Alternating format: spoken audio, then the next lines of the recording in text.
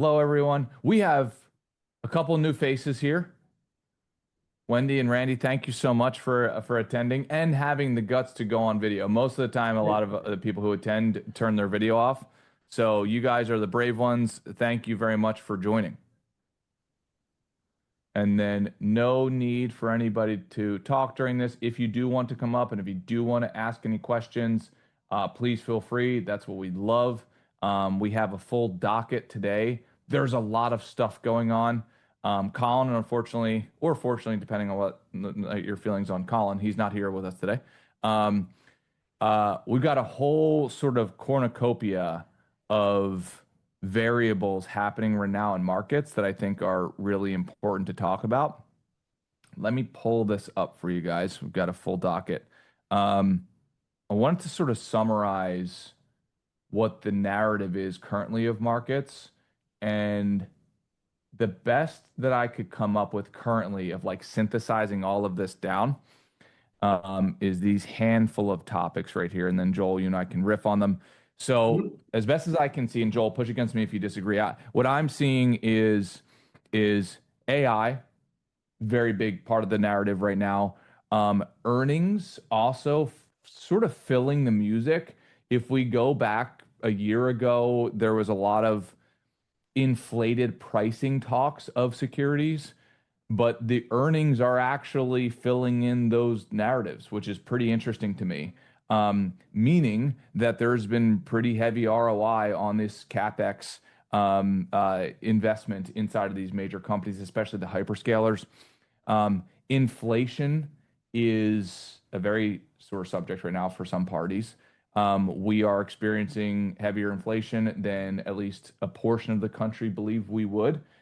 There's also debate on where that inflation is actually stemming from. I have my own views on it. Joel, I'd like to get yours as well. The economy, there's some signs of acceleration. There's some signs of slowing. Tariffs and trade policy, also a big deal. And we're going to try to keep this cordial because I know this can get very political very quick. So if anybody gets angry, I'll give you Joel's personal cell phone like we've talked about in the past, and that's how we'll proceed with that. And then I think the war should probably be discussed to a certain extent, because to not talk about the war, especially in combination with inflation and what that could provide, is a big deal. So Joel, it's cool if you move forward, buddy. Let's go. All right. First, AI. Let's hop into this discussion. We now have some iterations on this where there was a doom and gloom perspective of, well, AI is going to take everybody's jobs. And depending on how tuned in you are to this conversation, that conversation started years ago. We just got the employment numbers last week, right? That doom and gloom narrative has still not played out. In fact, it's going the other direction.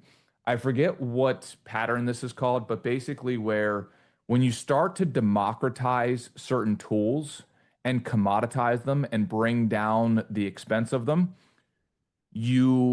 more people now do more output. So in other words,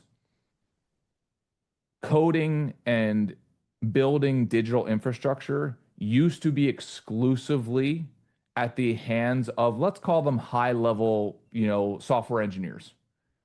But now with the supplement of AI, you now have lower skilled individuals that don't even have to be software engineers that are now able to build digital things. So it's opened up the supply of builders. AKA, we have not had this drop off in employment. We've actually had an increase in employment and an increase in employment of computer science or software engineering type of roles, which is very fascinating. So Joel, what's your take on this? Yeah, it is interesting because I'm in a couple of coaching programs that people who admittedly know nothing about coding make websites and unbelievably technical things with just through Chat GPT. And they admit it. They say I'm not efficient at this. I've never been good at it. know the first thing about it, but it creates the entire program. So I think, and to your point, Wes, I think we always see that the initial kind of fear of, oh, this is going to take everybody's jobs. But now we're getting people who are innovatively using it to be more efficient, more effective, and building things that they couldn't build 2 years ago, 3 years ago, 4 years ago, and that's actually creating an economic benefit into the future. So I think that might be some of the reason. And I'm not the one, like I'm a boomer. I don't know much about this, right? So I'm not the one really to speak to this. Colin could probably do a better job. You'll do a much better job, but I think that has some effect on people are actually taking the time to learn a little bit of AI, and it's making them not just a better Google, but more efficient and effective in what they do. And they're building things that are actually an economic benefit to our system. Yeah, now I do want to add to this because that is also not to say that there is not a certain probability of displacement. Certain industries, like if we don't have to go back too many generations where it was like 85% of the labor force was in agriculture. And if we look at this chart right here, we can see that, and you can kind of intuitively notice this. Um, Industries have changed dramatically.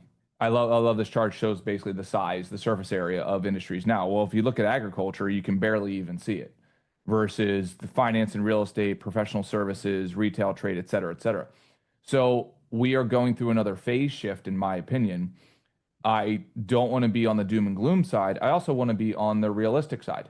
Is with autonomous driving here, it's not even that it's coming around the corner, it's here. Waymo's going into markets and taking 30% market share almost instantaneously when they go into these markets.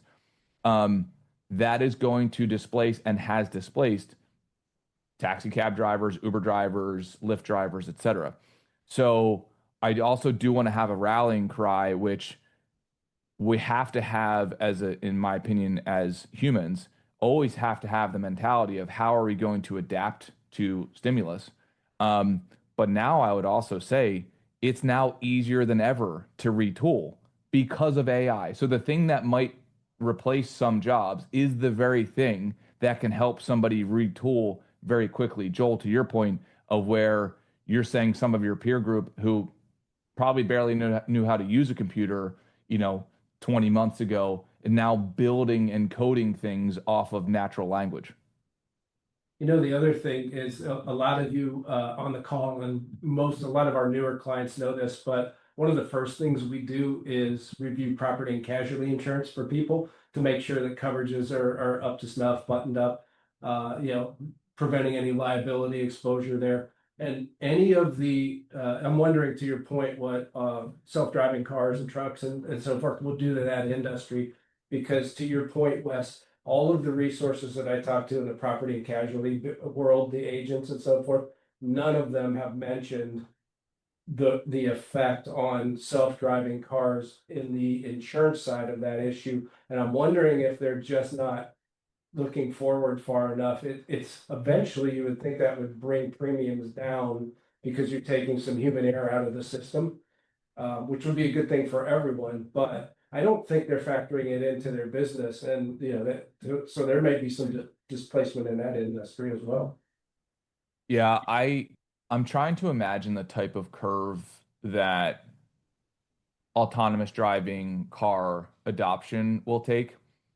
I think it's going to be an exponential curve after a slow burning, slightly increasing curve. Not because the technology is not ready, it's clearly already ready, in my opinion, in the proper geographical regions, because from my understanding, black ice is still a major problem. So so I think the big bottleneck outside of that is going to be just human adoption. Right? The amount of people that I talk to, like, there's no way I would ever get into an autonomous driving car. I do think they're wrong. I think 10 years from now, when there's enough data that these things are clearly safer than your typical driver, let's say even safer than the best drivers. But I think for a long time, it's going to take some time for that stigma to wear off. But I think when that happens, then we hit a hockey stick chart where if you look at the data on vehicles, it's the second largest expense item on a family's financials, and you don't use it for 95% of the time. And also, it brings liability to the family. God forbid you were to be at fault for an accident. So there's just a lot of underlying economics that make a whole bunch of sense for innovation to that space. Yeah, I agree. I think you've quoted this several times now.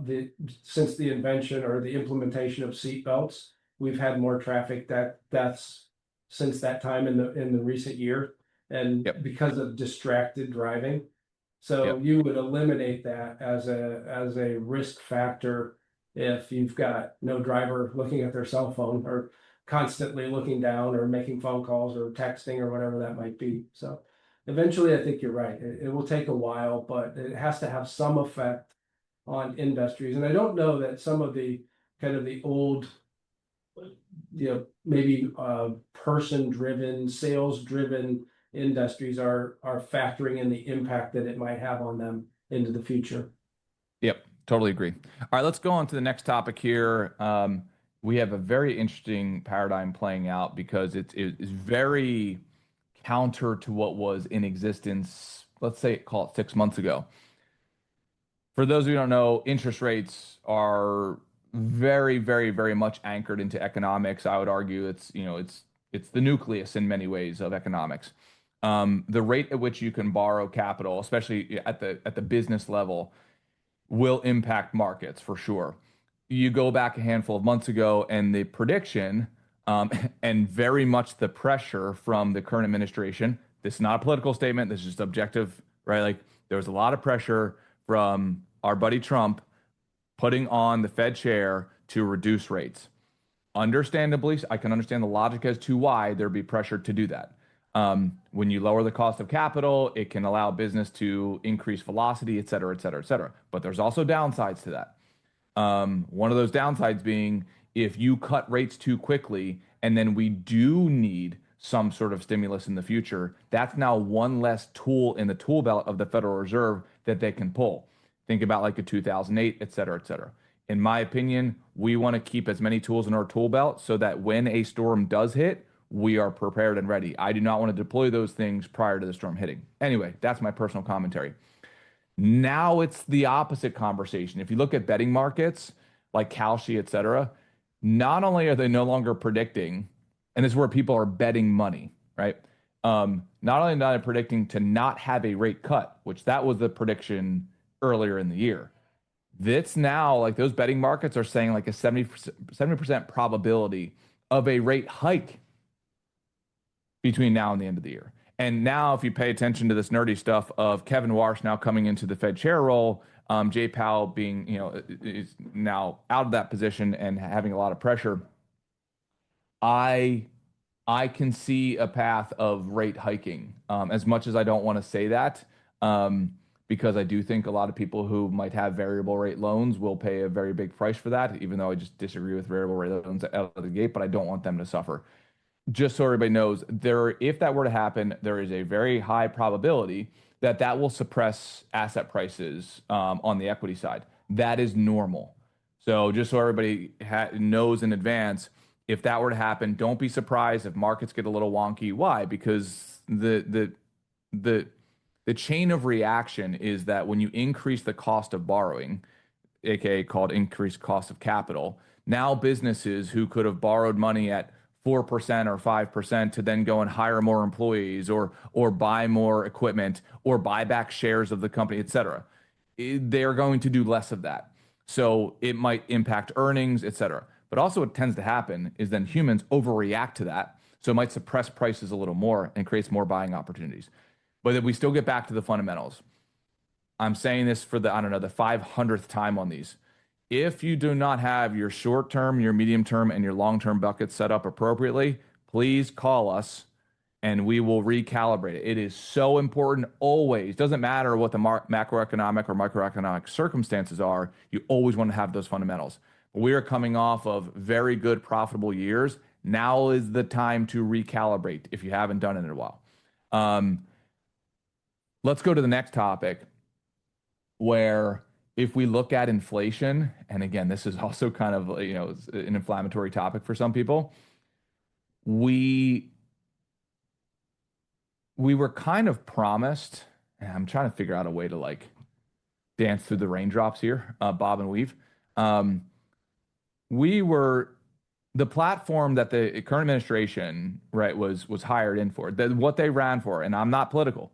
Um, One of the major factors was inflation, right? Hey, we're going to bring it down. Well, objectively, that has not happened currently, and that's okay. I don't have a personal opinion on that from a political standpoint, but that objectively is not happening.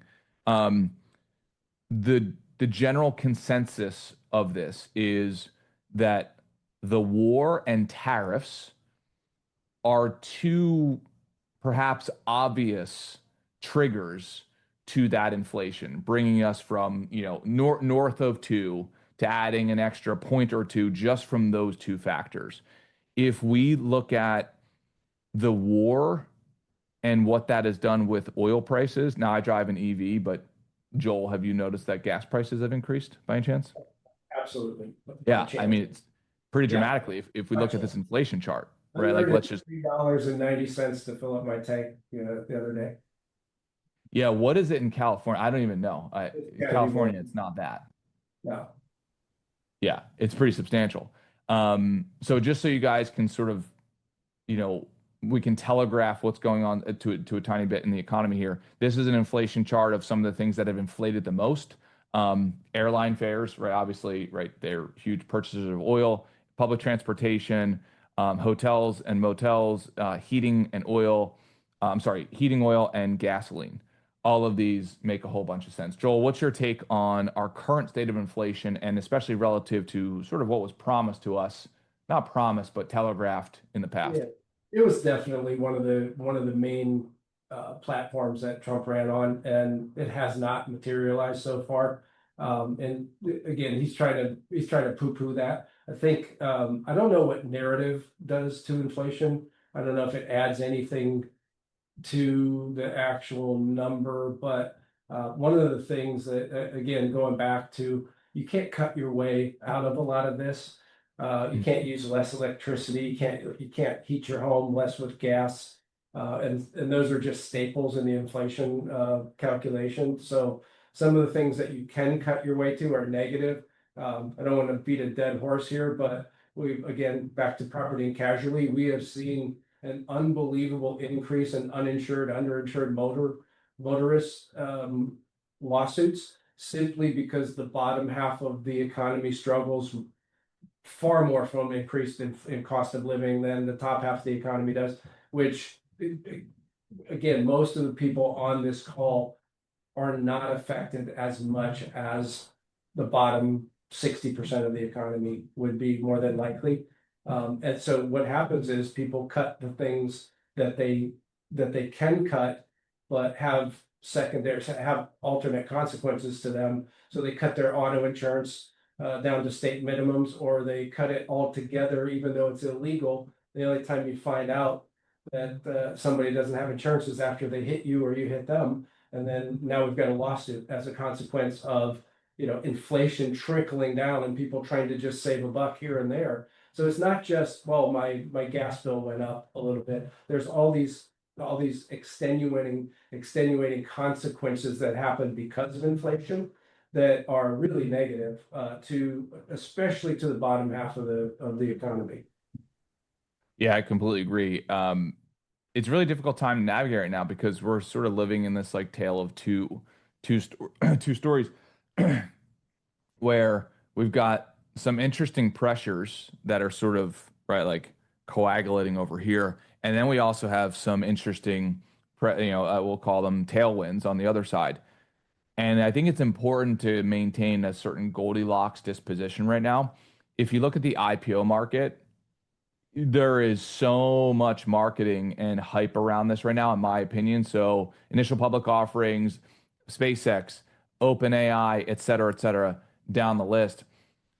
I want to have a rallying cry on like everybody, like stay in the middle, keep even keeled, because I'm not surprised if you're going out to dinner parties right now and people are saying, "Hey, like you're buying SpaceX, right? You're buying X, Y, and Z, right? Right, right, right."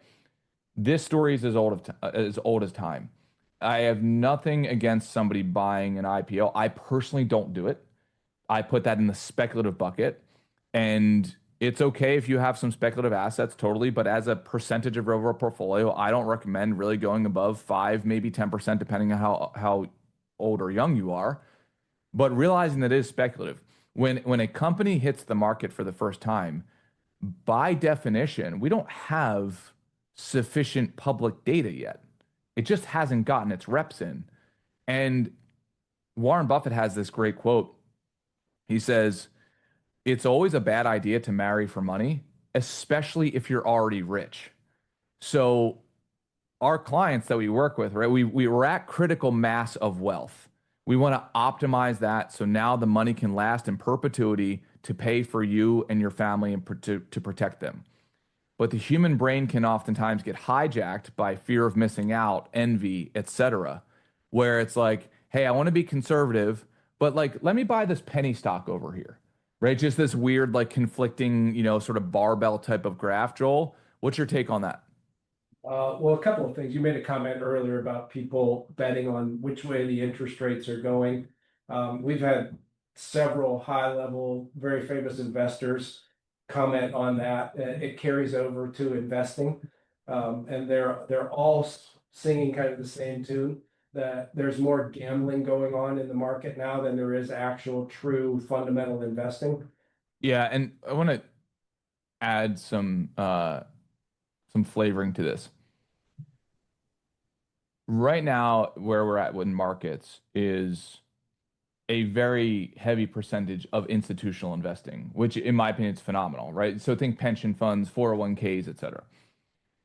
So there's a lot of very stable investors in public companies, which is amazing. If you go back many generations ago, that wasn't the case. So individual investors who tend to have a slant towards gambling could really skew markets. Prices could get pretty erratic. Now we don't have that as much because we have such large institutional investment, and which I agree with. These are long-term investors.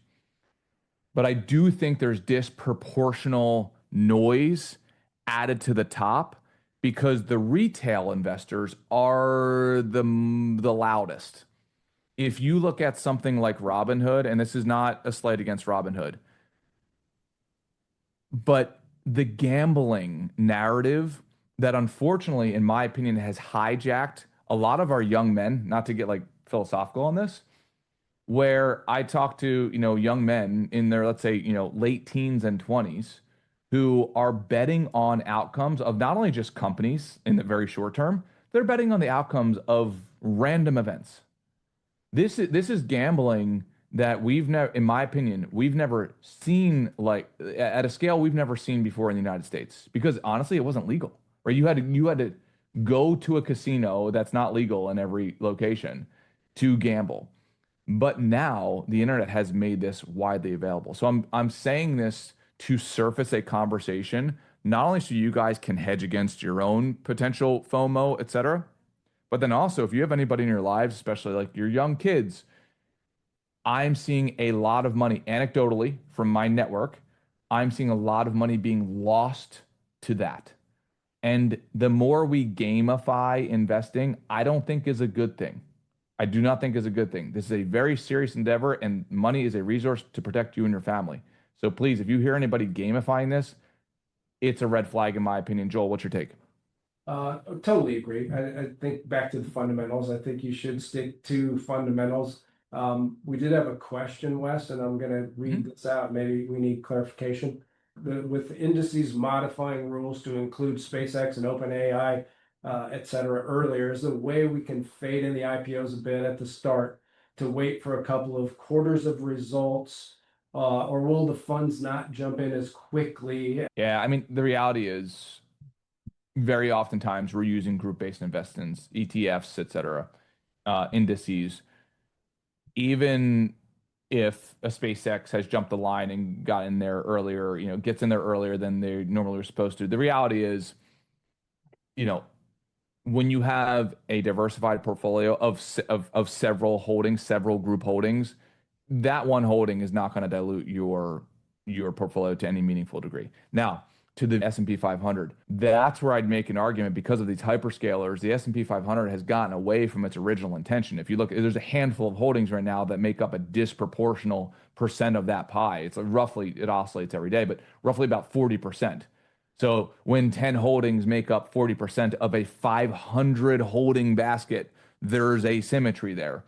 Um, so I'd make an argument almost the other way, like we want to diversify out of that a bit just to hedge down on that. But I personally, for my own money, have no concerns about a SpaceX or any other company, really any single company hijacking my diversification because I have a sufficient amount of group-based ETFs, et cetera, that's basically not going to happen. I think separating signal from noise, as they say, is really hard because if you go and you listen on and you pick your financial, news podcast or radio show, um, and there will be commentators on there that will specifically kind of like highlight some of these things, whether it be for their own agenda or just because they're interesting talking points. I think sometimes they can distort the meaningfulness of it, if that makes sense. So I don't think this is going to be as much of a real lever point as maybe some people are making it out to be. Also, Um, if I go back to the AI question, Wes, I think yeah. one of the probably standard things for people to do, and they have every right to do this, I think it's actually a good thing, is to take our advice or anyone else's advice, run it through Chat GPT and see what it says about that. And that's fine. And I think you'll get a variety of answers if you phrase it different ways.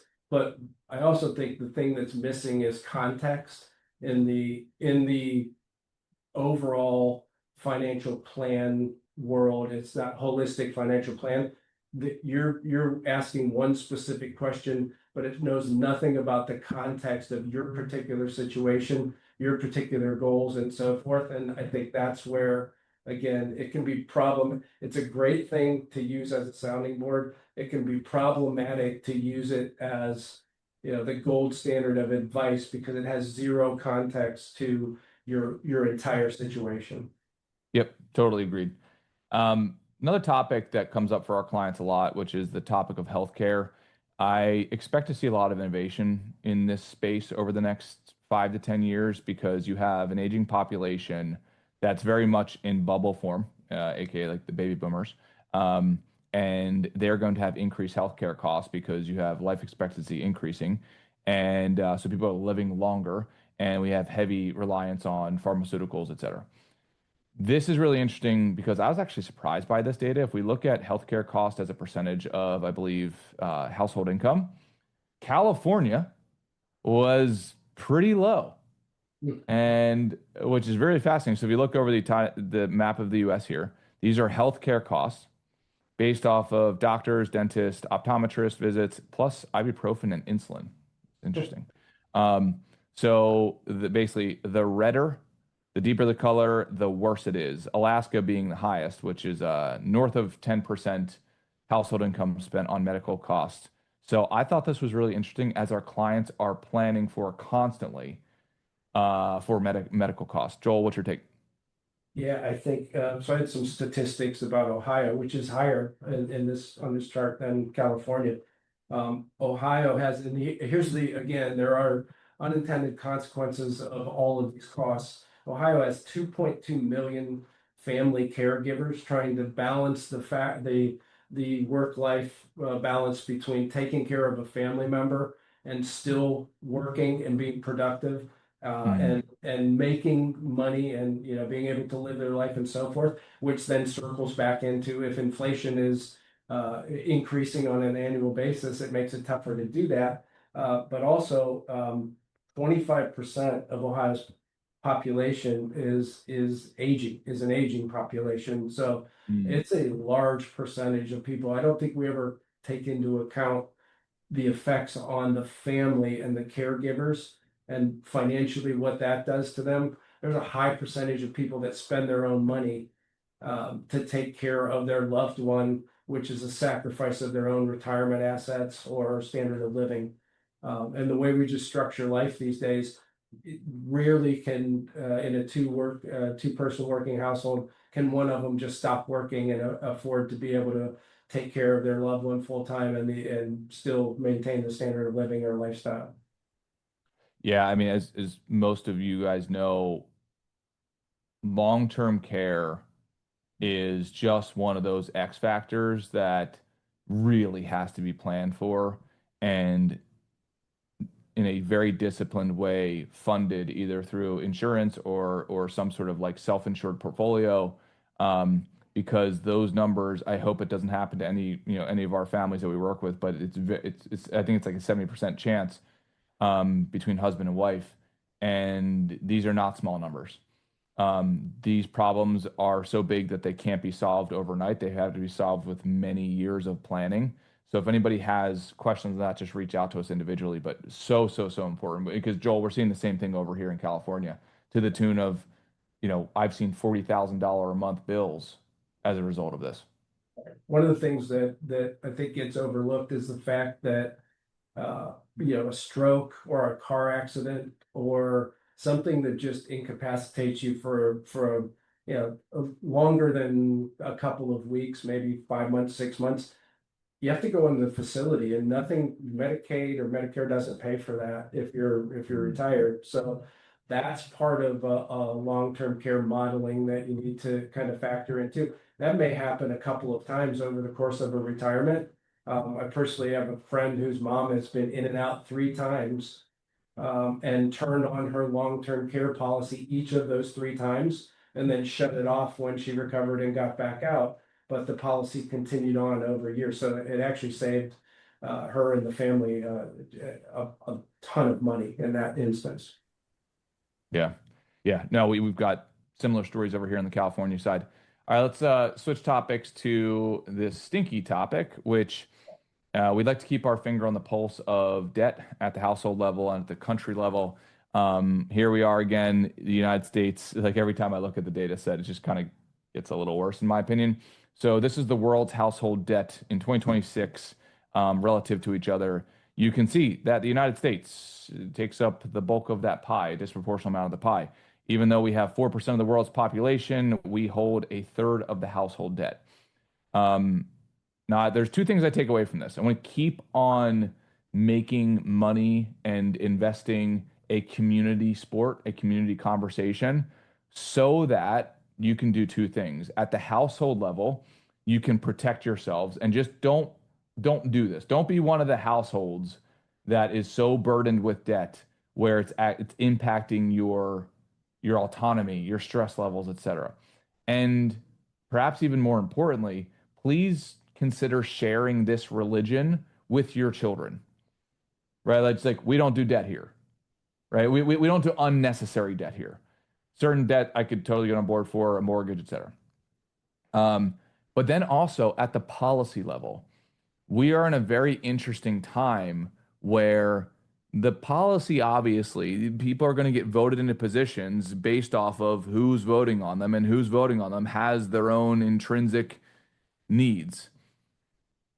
But if we keep on voting in policies that ask the government to increase spend, this debt number is going to keep on getting exponentially larger. So that might not impact your generation, but it will for your kids. And also, it might impact yours, right? Like later on in your retirement. I would not be shocked if Social Security, I believe it'll stay around for your generation. However, I would not be shocked if it is dramatically modified for what the government perceives to be the family to be wealthy, which is basically all of our clients. Even though we've got zero clients, even at very, very, very, very, very high levels of wealth, they still refuse to believe that they're wealthy because they always know somebody who's wealthier than them. The government looks at all of our clients basically as wealthy. I would not be shocked if the numbers keep going north like they're going, that your Social Security is going to be dramatically impacted over time as a result, because we have to solve the problem somehow, in my opinion. Joel, what's your take? Yeah, and we get to your point, we get a little skewed because almost all of our clients avoid debt, and they're at a place in life where they're in a fantastic position. But I wholeheartedly agree with you that it's the younger generation that we have to educate on this issue so that they don't put themselves behind the eight ball, back themselves in a corner. We see it with student loans. They take out these student loans, and there's this education that they have to go through before they sign their name on the dotted line. And it's basically worthless because a high majority come out and say, well, I didn't know I had to pay this money back. So are we really educating them in that instance? No, we're not. They're just signing their name, and it's really easy to get the money. It's very hard to pay it back. And that puts you financially and economically behind the eight ball for the rest of your life. You can make a decision that actually hinders your growth financially for the rest of your life. And no one wants to see that for younger generations. So I think it's really, really important. But back to your point of voting, it's our responsibility to vote in a way that we now put people in the office that are fiscally responsible and are not going to continue down this path of just giving away money for everything to buy a vote into the future. So everybody has a part to play in this. It's like the Titanic, though. It's going to be a slow turnaround. It's going to take a lot to turn that ship around. Yep, completely agree. Now, to end on some good positive notes with America, I think Warren Buffett, when he said that, he hit the ovarian lottery, he was born in America that had a system that incentivizes human production and value contribution to society. I think I have the same philosophy. I just got lucky to be born by a mother who's outstanding and in a country that doesn't suppress ambition. And if we look at numbers, I'm always delighted to see that when we look at wealthy families and wealthy individuals, the growing population of the ultra rich, change in number of ultra rich top countries 2021 versus 2026. The U.S. is at the top of the list in terms of raw number. China is actually, and I'm happy to see this, that a lot of their individuals are now coming in. They're moving from poverty into middle class and upper middle class and now wealthy as well. So it's cool just to remind ourselves of the world on a net basis is making progress. It's so easy for even us to talk about the negative things because I do think we have got to be warned, we have to be intelligent. But at the same time, we have to zoom out and say, look, on a net basis, we are making massive, massive, massive, massive amounts of progress. We are solving diseases by the day. We are taking people out of poverty and putting them in the middle class and escalating from there every single day. And just sometimes that's lost in the narrative. So I wanted to make sure I remind ourselves of that. Joel, what's your opinion? We've made this point multiple times on this Zoom call, but capitalism, with all its problems and all its faults, is the way it rewards innovation, and it's the way that all of what you just put on that chart is happening. It's the mechanism to increase lifestyle across the world. And it's been phenomenal at that. And I think you're right. We get into this cycle of whatever news or just narrative that paints it all as a negative picture and a hopeless situation. But it's not. I'm pro America. I'm pro capitalism, and I think innovation, as long as it still gets rewarded, we're going to be just fine. Right. I mean, at its core, capitalism is a mechanism to solve problems and to give people incentive to solve those problems. And many of our clients are executives or business owners that solve these problems. And these problems are very difficult, but yet we solve them left and right. If anybody ever wants to really take a deep dive into this, there was a phenomenal book written years ago called The Rational Optimist, that basically the punchline is it's not that we currently don't have issues. That's never not been the case as a human species. It's that when those issues reach critical mass, there's now incentive to then solve those. The incentive usually is like a transfer of money. And this has allowed the capitalistic system to perpetuate on itself, which I love the system. If we look at long-term assets, and if we take that underlying foundation, I think that companies specifically are the best investments you could have. That's my personal opinion. Private business is my favorite, public companies next. Real estate is third. But the difference between real estate and companies is that real estate, its primary objective is to provide shelter, versus a company's primary objective is to solve and innovate to infinity. And therefore, you can have a company, you name it, Apple Computer, Microsoft, go on and on down the list, that one product could add billions of dollars to their balance sheet.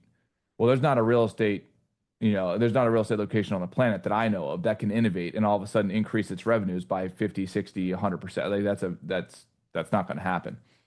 So I think it's important to have all three of those assets personally, or at least two of those three. But companies in particular are machines for creating value and therefore, right, if they do it at proper margin, creating economic value on the upside as well. Joel, what's your position on that? Yeah, I totally agree. And that's the reason to keep your eyes focused on the fundamentals, right? Whenever we look left and look right, we start to see the shiny object syndrome going on. And that's what takes us away from the things that actually are doing all these things that you just talked about, that the businesses creating, innovative, making more money, solving problems, and bringing the standard of living up, not only in our country, but across the entire world. So Right. couldn't agree more. Right. And then final note on this as we head out, just know the interest rate conversations we very much have our eyes on. We'll see how that plays out over the next, weeks, months. Just know that if interest rates do increase, that's also very likely going to increase. It will impact bond markets. I just want to sort of get everybody to think about this in advance. That way, if we do have this, that you can already sort of do sparring sessions and simulate what you would do. Just know that let's say in the future we have higher bond yields. We use bonds all the time in our short and medium term buckets, but there could be a temptation to over index on that. Hey, well, now we could get a treasury at 5.5% or whatever the number would be. Always remember that you have to contrast that with your personal inflation. This is super essential. It doesn't matter if the bond yield is 10%. If your personal inflation's at 15%, that is a net purchasing power loss for as long as you have that asymmetry. Very, very, very important, because what we can oftentimes see investors do is say, "Hey, now let's go and buy a bunch of bonds." Like, time out. We have to do the complete math. So something that I tell clients all the time is, we call it RATI, return after taxes and inflation, specifically your personal inflation. So just be real careful, because there will be some commentary like that very likely in the future if those things were to actually happen. You just want to sort of start to inoculate yourself from that conversation so you keep of sound mind. Joel, any final words of wisdom on that, bud? No, that's great advice, and I think you're definitely right. It will happen every time interest rates increase. Innovate and create and grow with the economy as time goes on. And again, that's the playbook. It's worked for hundreds of years, and there's no reason to stray from that. Right. I mean, as a top level heuristic, at least it's my personal philosophy, I want to be an owner before a lender. I want to be both, but I want to be heavily biased towards ownership. All of the people that I've respected and the wealth that they have built across the board, they are owners, right? Anytime they're lenders like CDs, money markets, bonds, et cetera, that is more of a hedge on their ownership, but it's not the other way around. So that's my personal bias, but I'd heavily recommend you guys consider that philosophy as well. Anyway, you guys are amazing. We love you. Sorry Colin couldn't be here. He'll be here next time. If you guys need us for anything, please reach out as always. Have a great day. We appreciate you guys. Thank you very much. See you guys.